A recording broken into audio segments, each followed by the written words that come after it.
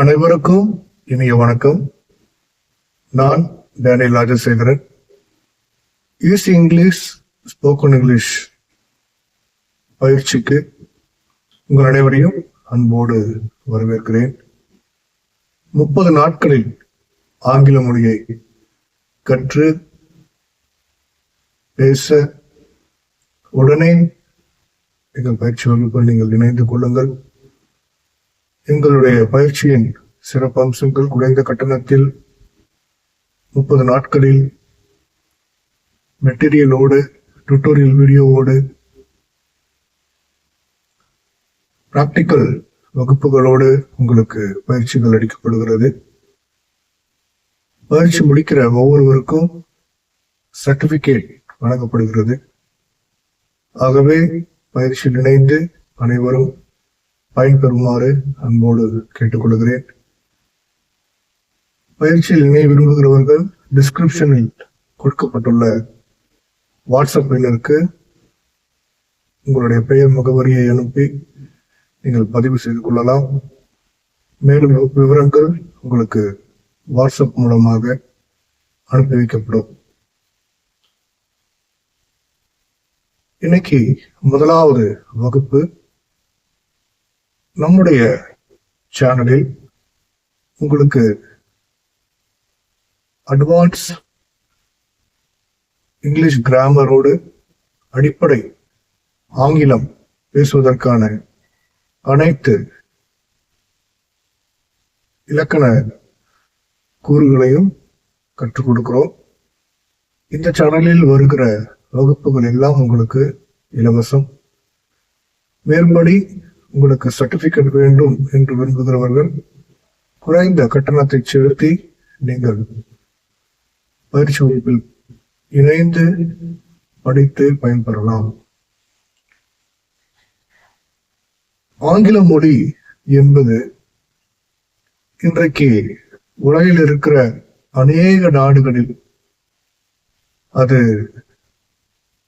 அரசாங்க மொழியாகவும் பயன்படுகிற பேச்சு வழக்கில் இருக்கிற மொழியாகவும் நமக்கு இருப்பது நன்றாக அறிந்ததுதான். அதே போல ஆங்கில மொழியினுடைய முக்கியத்துவம் எல்லோருக்கும் நன்றாக தெரியும். ஆங்கில மொழியை முறையாக கற்றுக்கொள்வதன் மூலமாக நிச்சயமாக பொருளாதாரத்துல ஒரு மேன்மையை நாம் அடைய முடியும். இன்னைக்கு அநேக பிளாட்ஃபார்ம்களில், அதாவது செயலிகள் மூலியமாக ஆங்கிலம் கற்றுக் கொடுக்கப்படுகிறது. ஆனாலும் கூட அந்த செயலிகளினால் உங்களால் அந்த மொழியை முழுவதுமாக கற்று தேர முடியாது. ஒரு மொழியை கற்றுக்கொள்ள வேண்டும் என்று சொன்னால் ஒரு மொழி பயிற்சியாளரோடு பேசி பழகி அந்த மொழியினுடைய சாராம்சங்களை சரியாக புரிந்து கொள்ள வேண்டும். அதே போல பேசுவதற்கு பழகுவதற்கு ஒரு குழு நிச்சயமாய் இருக்க வேண்டும். இப்படி இல்லாமல் நிச்சயமாய் இந்த ஏஐ டெக்னாலஜி என்று சொல்லுகிற வகுப்பிலெல்லாம் படிக்கும்போது நமக்கு அந்த மொழியின் சுவையை நாம் ருசித்து உணர்ந்து கற்றுக்கொள்ள முடியாது. ஆகவே ஈஸி இங்கிலீஷ் ஸ்போக்கன் இங்கிலீஷ் பயிற்சியில் சேர்ந்து பயனடையுங்கள். உங்களுக்கு நிச்சயமாக ஒரு தெளிவான ஒரு விளக்கம், அதே போல ஒரு முறையான ஒரு பயிற்சி உங்களுக்கு நிச்சயமாக கிடைக்கும். சிஸ்டமேட்டிக் ட்ரைனிங், அதாவது முறையான பயிற்சி உங்களுக்கு வழங்கப்படுகிறது. இந்த ஆங்கில மொழி என்பது பல சொல்லிலக்கண கூறுகளை உள்ளடக்கியதாக இருக்கிறது.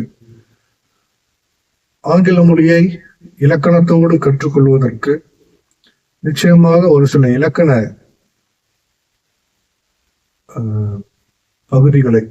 கூறுகளை நாம் கற்றுக்கொள்ள வேண்டியது அவசியமா இருக்கிறது.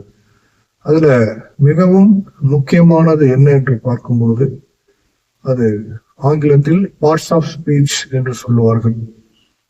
தமிழில் சொல்ல வேண்டும் என்றால் சொல் இலக்கண கூறுகள். சொல் இலக்கண கூறுகள்.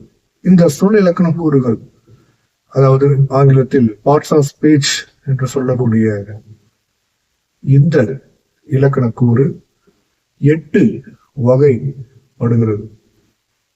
நீங்க ஏற்கனவே அறிந்திருப்பீர்கள். இந்த 8 இலக்கண கூறுகளையும் சரியாக புரிந்து கொள்ள வேண்டும். அப்போதுதான் பேசும் போதும் எழுதும் போதும் சரியாக ஆங்கில மொழியை பேச இந்த இலக்கண கூறுகள் நமக்கு உதவி செய்யும். இந்த 8 இலக்கண கூறுகளையும் ஒன்றின் பின் ஒன்றாக நான் உங்களுக்கு சொல்லுகிறேன். 8 இலக்கண கூறுகள் இருக்கிறது. அதுல முதலாவது நவுன் என்று சொல்லுவார்கள். நவுன் என்று சொன்னால் அது பெயர் சொல் என்று தமிழில் நாம் சொல்லுகிறோம். நவுனுக்கு அடுத்து ப்ரோனவுன். ப்ரோனவுன் என்று சொல்லப்படுகிறது. ப்ரோனவுன் என்று சொன்னால் பிரதி பெயர் சொல். பிரதி பெயர் சொல். அடுத்தபடியாக அட்ஜெக்டிவ் என்று சொல்லப்படுகிறது. அட்ஜெக்டிவ் என்று சொன்னால் பெயரடை. பெயரடை. அடுத்தபடியாக வெர்ப் என்று சொல்லுவார்கள். வெர்ப் என்று சொன்னால் வினைச்சொல். வெர்ப் என்று சொன்னால் வினைச்சொல். அடுத்தபடியாக அட்வர்ப் என்று சொல்வார்கள். அட்வர்ப் என்று சொன்னால் வினை அடை அல்லது வினை ஒரு சொல் என்று சொல்வார்கள். அடுத்தபடியாக ப்ரொபோஷன். ப்ரிப்போசிஷன் என்று சொல்வார்கள். ப்ரிப்போஷன் என்று சொன்னால் முன்முடிவு.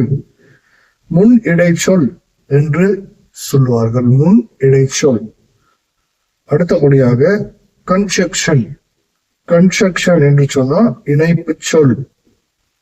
இணைப்பு சொல். கடைசியாக இன்டர்ஜெக்ஷன் என்று சொல்வார்கள். இன்டர்ஜெக்ஷன் என்று சொன்னால் இடைச்சொல். ஆகவே இப்படியாக 8 வகையாக இந்த சொல் இலக்கண கூறு பார்ட்ஸ் ஆஃப் ஸ்பீச்சை நீங்கள் பிரிக்கலாம். தொடர்ந்து வருகிற அடுத்தடுத்த வகுப்புகளில் உங்களுக்கு அந்த சொல் இலக்கண கூறில் இருக்கிற 8 வகையான பகுதிகளுக்கும் விளக்கங்களோடு எத்தனை வகை என்று உங்களுக்கு வகுப்புகள் எடுத்து கொடுக்கப்படும். இது சொல் இலக்கண கூறினுடைய அடிப்படை. பார்ட்ஸ் ஆஃப் ஸ்பீச்சினுடைய அடிப்படை. உங்களுக்கு வகுப்பில் நீங்க கட்டணம் செலுத்தி இணைந்து கொண்டீர்களானால் தொடர்ந்து உங்களுக்கு புக்லெட் வழங்கப்படும்.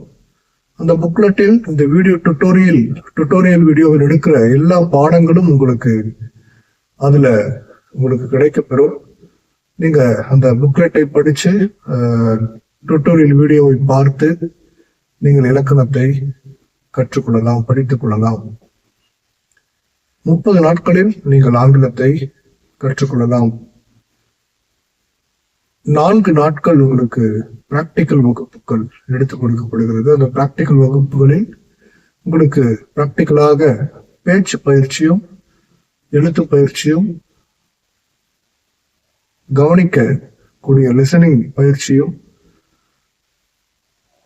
படிக்கக்கூடிய பயிற்சியும் உங்களுக்கு வழங்கப்படும். தொடர்ந்து இந்த பயிற்சி வகுப்பில் இணைந்து பயன்பெறுங்கள். மற்றவர்களுக்கும் நீங்க இந்த வகுப்பை அறிமுகப்படுத்துங்கள். சரி, 8 வகையான சொல் இலக்கண கூறுகளை நாம் பார்த்தோம். இதுல முதலாவது நாம் பார்த்தது நவுன் இல்லையா? நவுன் என்று சொன்னால் பெயர் சொல் என்று நாம் பார்த்தோம். பெயர் சொல் என்று சொன்னால் அதற்கான விளக்கம் என்ன? ஆங்கிலத்துல டெஃபினிஷன் என்று சொல்லுவார்கள்.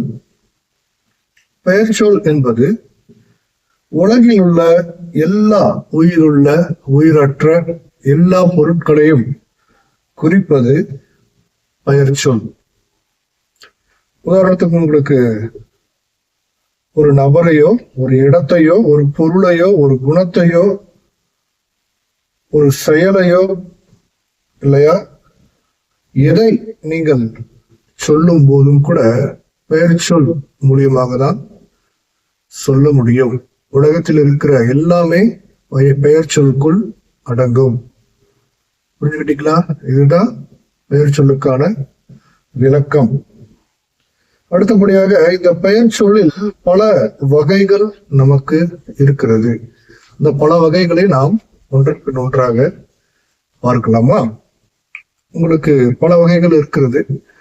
இன்னைக்கு இந்த வகுப்புல மொத்தம் 8 வகையான பெயர் சொற்கள் வகைகள் இருக்கிறது. அதுல கூடுமான அளவில் ஒரு 4 பெயர் சொல் வகைகளை இந்த முதலாவது பாடத்தில் நாம் பார்க்கலாம். 2வது பாடத்தில் மீதம் இருக்கிற 4 பெயர் சொற்களை நாம் பார்க்கலாம். இந்த லிங்கை பார்க்கிறவர்கள் பயனடைகிறவர்கள் மற்றவர்களுக்கும் ஷேர் செய்து அவர்களும் பயனடைய உதவுமாறு நான் கேட்டுக்கொள்கிறேன். சரி, இதுல பாருங்க, மொத்தம் 8 பெயர் சொற்கள் இருக்கிறது என்று நான் சொன்னேன். அதுல இருக்கிற 8 பெயர் சொற்களையும் நான் ஒன்றன் பின் ஒன்றாக உங்களுக்கு நான் சொல்லுகிறேன். முதலாவது காமன் நவுன், பொதுவான பெயர் சொல். இரண்டாவது ப்ராப்பர் நவுன்.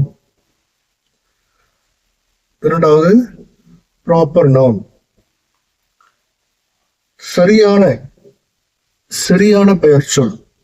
மூன்றாவது கலெக்டிவ் நவுன், கூட்டு பெயர் சொல்.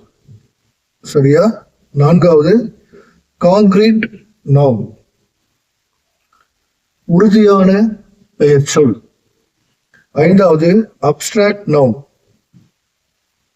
சுருக்க பெயர் சொல். ஆறாவதாக கவுண்டபிள் நவுன், எண்ணக்கூடிய பெயர் சொற்கள். ஏழாவது அன்கவுண்டபிள் நவுன், எண்ணில் அடங்காத எண்ண முடியாத பெயர் சொற்கள். எட்டாவதாக மெட்டீரியல் நவுன். மெட்டீரியல் என்று சொல்லும் போது மெட்டீரியல் என்றால் என்ன? ஒரு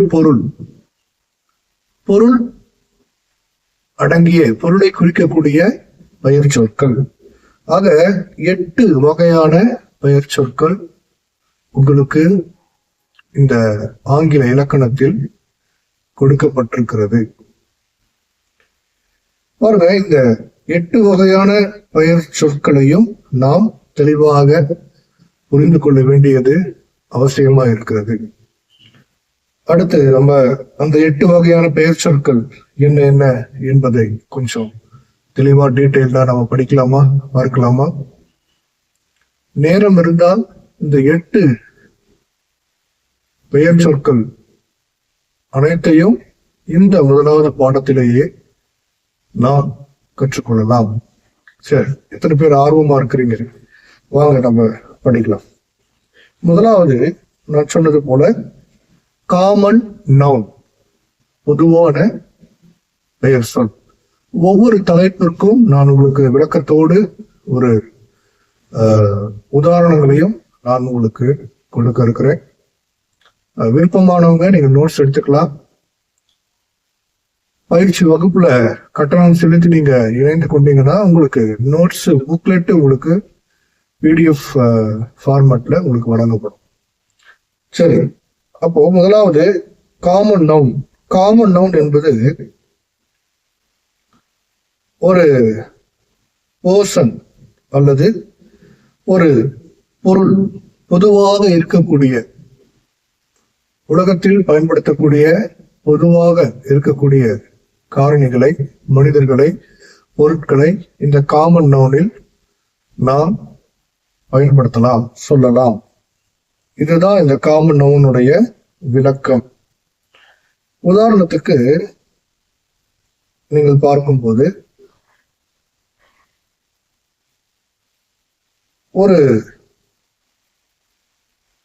ஒரு பணியை செய்கிறவர், ஒரு ஆசிரியர் பணியை செய்கிறவரை ஆசிரியர், டீச்சர் என்று சொல்லுகிறோமே, டீச்சர் என்பது அது ஒரு பொதுவான பெயர் சொல்.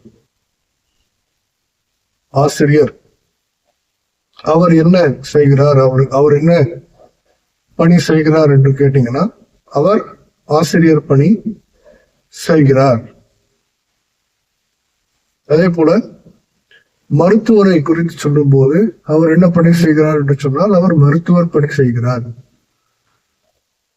குறிப்பிட்டு சொல்லுகிறோம் இல்லையா, பொதுவாக சொல்லுகிறோம் இல்லையா, இந்த பொதுவாக சொல்லக்கூடிய வகைதான் காமன் நவுன், பொதுவான பெயர் சொல்.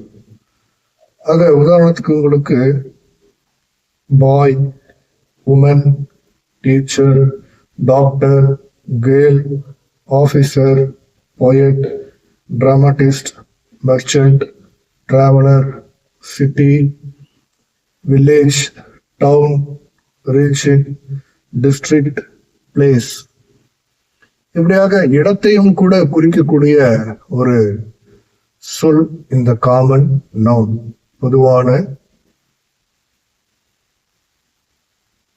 பெயர் சொல். பொதுவாக ஒரு டிஸ்ட்ரிக்ட், ஒரு மாநிலத்தில் இருக்கிற ஒரு இடத்தை, மாவட்டத்தை சொல்லும் போது அந்த மாவட்டம் என்று பொதுவாக சொல்லுவோம் இல்லையா. மாவட்டம், அந்த ஊர், டவுன், சிட்டி, வில்லேஜ், இதையெல்லாம் குறிக்கக்கூடிய ஒரு சொல் காமன் நவுன், பொதுவான பெயர் சொல்.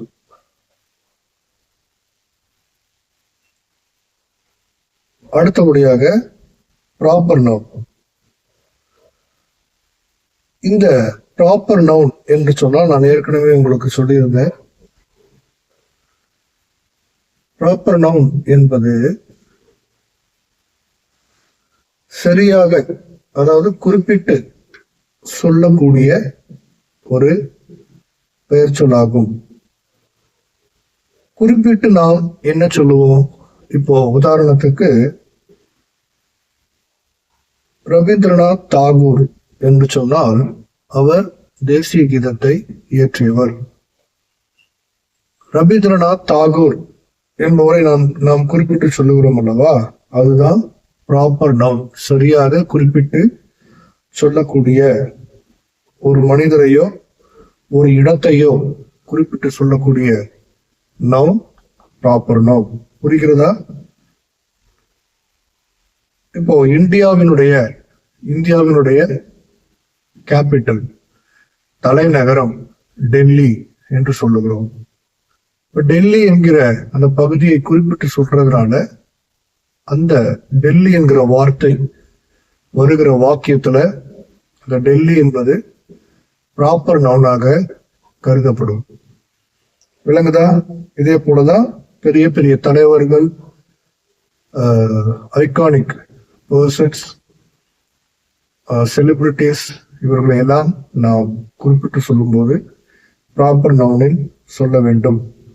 அதே போல குறிப்பிட்ட ஊரு, நாடு, தேசம், இடம், பட்டணம், கிராமம் குறிப்பிட்டு சொல்லும் போது ப்ராப்பர் நவுன்ல சொல்லணும். அடுத்தபடியாக கலெக்டிவ் நவுன். இந்த கலெக்டிவ் நவுன் என்று சொன்னால், ஏற்கனவே நான் உங்களுக்கு சொன்னேன், கலெக்டிவ் நவுன் என்று சொன்னா, உங்களுக்கு நான் தமிழ்ல ஏற்கனவே சொல்லியிருந்தேன் இல்லையா, ஒரு முறை மீண்டும் பார்ப்போம். கூட்டு, கலெக்டிவ் என்று சொன்னால் கூட்டு, அதாவது கூட்டு பெயர் சொல், குரூப் என்று சொல்லுவார்கள். ஆங்கிலத்தில் குரூப் சொல்லுவாங்கல்ல, அதுதான். அப்ப இந்த கலெக்டிவ் நவுன், அதாவது கூட்டு பெயர் சொல் என்பது ஒரு குரூப் ஆஃப் பீப்புள், அதாவது ஒரு குழுவா இருக்கக்கூடிய மனிதர்களையோ, குழுவா இருக்கக்கூடிய விலங்குகளையோ, குழுவா இருக்கக்கூடிய எந்த ஒரு காரியத்தையும் இந்த கலெக்டிவ் நவுனில் நாம் சொல்ல வேண்டும். உதாரணத்துக்கு கிரவுட். கிரவுட் என்று என்ன என்றால் என்ன? கூட்டம். கிரவுட் என்று சொன்னால் கூட்டம் இல்லையா? அந்த இடத்துல பஸ் ஸ்டாண்ட்லயோ ரயில்வே ஸ்டேஷன்லயோ ஏர்போர்ட்லயோ ரொம்ப கூட்டம் அதிகமா இருந்துச்சுன்னு சொல்லுவோம்ல. அப்போ அந்த கூட்டம் கிரவுட் சேருகிற அந்த இடத்தை நாம் குறிப்பிட்டு சொல்லும் போது அதில் கலெக்டிவ் நவுனில் நாம் சொல்ல வேண்டும். அதே போல ஒரு டீம், இப்போ நமக்கு இந்திய மட்டைப்பந்து குழு இருக்கிறது, இந்தியன் கிரிக்கெட் டீம். அந்த டீமை நாம் சொல்லும் போது team of India is going to play against Australia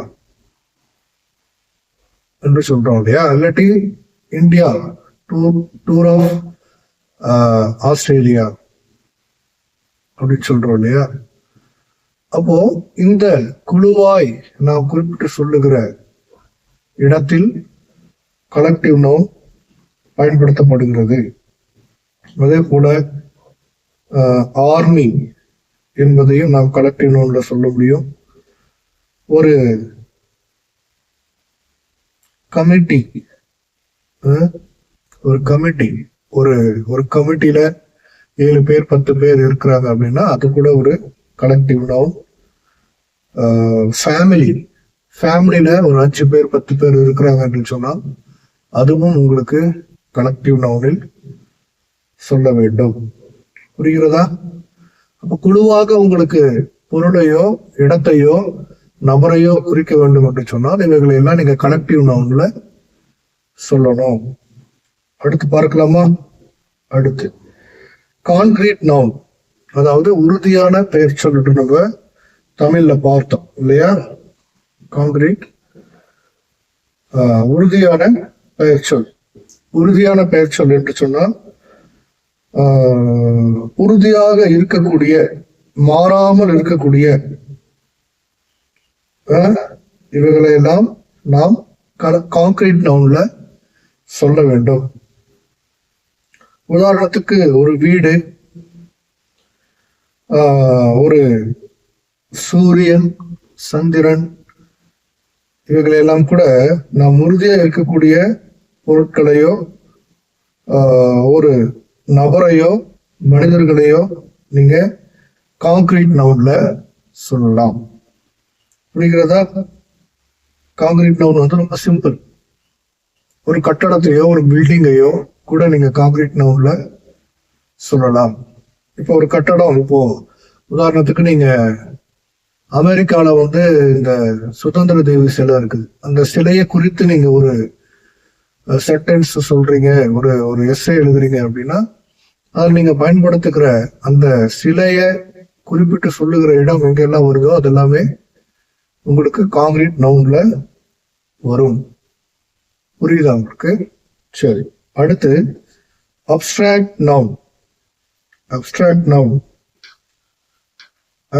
noun என்று சொன்னா தமிழ்ல உங்களுக்கு நான் ஏற்கனவே சொல்லியிருந்தேன், சுருக்க பெயர்ச்சொல். அப்ஸ்ட்ராக்ட் அப்படின்னாவே சுருக்கிறது தான். ஓகேங்களா?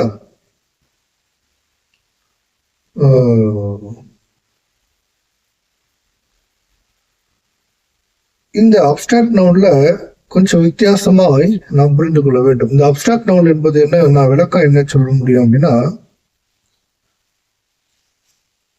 இந்த அப்ஸ்ட்ராக்ட் நவுன்ல ஒரு செயல் அல்லது ஒரு ஒரு ஒரு மைண்ட் செட் என்று சொல்லுவார்கள், ஒரு செயலையோ அல்லது ஒரு தரத்தையோ மனநிலையையோ குறிக்கக்கூடிய காரியங்களை நீங்க அப்ஸ்ட்ராக்ட் நவுன்ல சொல்லலாம். உதாரணத்துக்கு பாருங்க, வார்த்தைகள் freedom, liberty, thought, Joy, sorrow, love, death, goodness, kindness, childhood. சரிங்களா? இந்த மாதிரி ஒரு மனுஷனுடைய உணர்வுக்கு சம்பந்தமான காரியங்களை எல்லாம் நீங்க அப்ஸ்ட்ராக்ட் நவுன்ல நீங்க சொல்லலாம். இப்போ உதாரணத்துக்கு அவர் எப்படிப்பட்ட மனுஷன் என்று சொல்லி நீங்க ஒருத்தரை கேட்கும்போது இஸ் வெரி கைண்ட் அப்படின்னு சொல்லுவாங்க. அப்போ அவரை குறித்து ஒரு பெயரை சொல்லி அவருடைய குணநலத்தை சொல்லும் போது அந்த இடத்துல அப்ஸ்ட்ராக்ட் நவுனை நாம் பயன்படுத்துகிறோம். அடுத்து புரிஞ்சதா உங்களுக்கு? ஓகே, டவுட்ஸ் ஏதாவது இருந்ததுன்னா கமெண்ட்ல பதிவு பண்ணுங்க, நான் உங்களுக்கு விளக்கம் கொடுக்குறேன். அடுத்து கவுண்டபிள் நவுன். கவுண்டபிள் என்று சொன்னாலே ஈஸியா நம்ம புரிஞ்சுக்கலாம். கவுண்டபிள் என்று சொன்னால் எண்ணக்கூடிய, எண்ணில் அடங்கக்கூடிய பெயர் சொற்கள். ரொம்ப ஈஸி, உங்களுக்கு புரிஞ்சு கொள்வதற்கு ரொம்ப ஈஸி. அவ்வளவுதான். அது ஒரு பொருளா இருக்கலாம், ஒரு பெயரா இருக்கலாம்.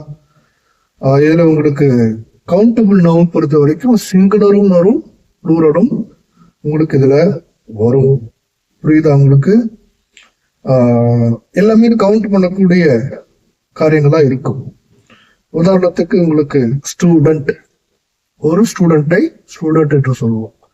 ஸ்டூடெண்ட்ஸ் அப்படின்னா பல மாணவர்கள்.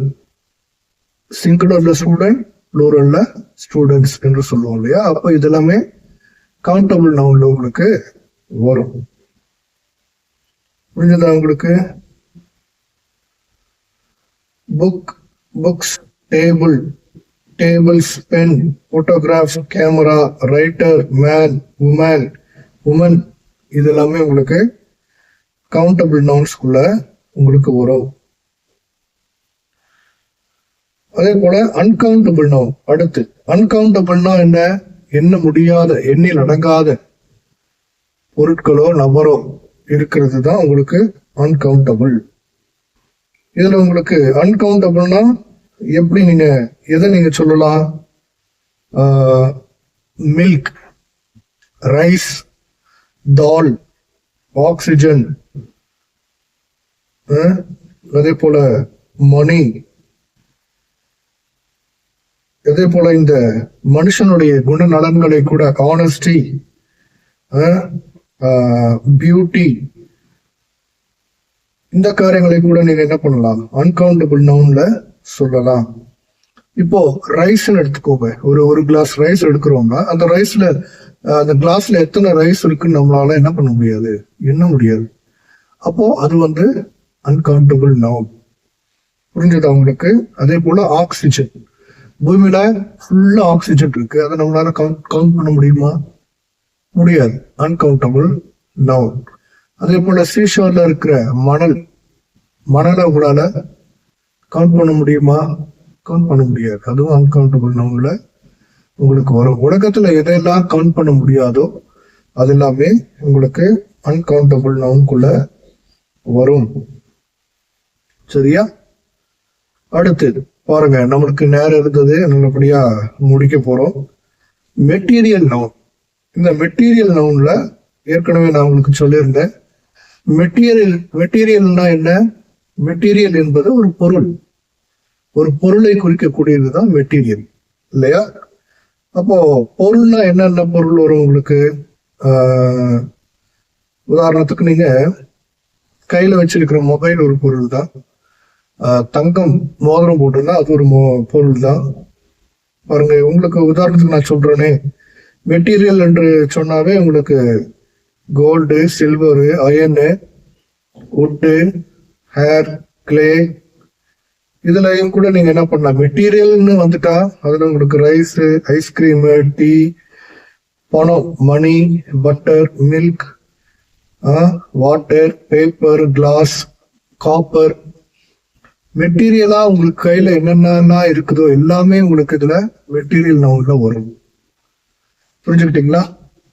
சரி, ரொம்ப சந்தோஷம். இதுதான் உங்களுக்கு நவுன் என்ற பெயர் சொல்லி வகைகள். மொத்தம் 8 நவுன் இருக்கிறதை நாம் பார்த்துட்டோம். அடுத்த வகுப்புல ப்ரோனவுன். ப்ரோனவுன் என்று சொன்னால் என்ன, அதனுடைய வகைகள் எல்லாம் என்ன என்பதை நாம் அடுத்த வகுப்புல படிக்க போறோம். இந்த வகுப்பு நிச்சயமா உங்களுக்கு பிரயோஜனமா இருந்திருக்கும் அப்படின்னு நான் நம்புறேன். மேலும் விவரங்களுக்கு உங்களுக்கு இந்த பேசிக் அட்வான்ஸ்ட் இங்கிலீஷ் வகுப்புகள் நம்ம சேனல்ல உங்களுக்கு இலவசமாய் நீங்க படிச்சுக்கலாம். ஏற்கனவே சொன்னது போல குறைந்த கட்டணம் கட்டி சர்டிபிகேட் வேண்டும் என்று விரும்புகிறவர்கள் டிஸ்கிரிப்ஷன்ல கொடுக்க கூடிய அந்த நம்பர்ல நீங்க உங்களுடைய பெயர் முகவரியை அனுப்பி எங்கள் பயிற்சி கட்டணங்களுடைய விவரங்கள், சிறப்பு அம்சங்கள் எல்லாவற்றையும் நீங்க தெரிந்து கொள்ளலாம். சரி, இந்த வகுப்பு பிரயோஜனமா இருந்திருக்கும் நான் நம்புறேன். எல்லாருக்கும் ஷேர் பண்ணுங்க. எல்லாரும் இந்த ஆங்கில மொழியை சரியான முறையான வழியில சிஸ்டமேட்டிக்கா கற்றுக்கொள்ளட்டும். ரொம்ப நன்றி. அடுத்த வகுப்புல நாம் சந்திக்கலாம். நன்றி, வணக்கம்.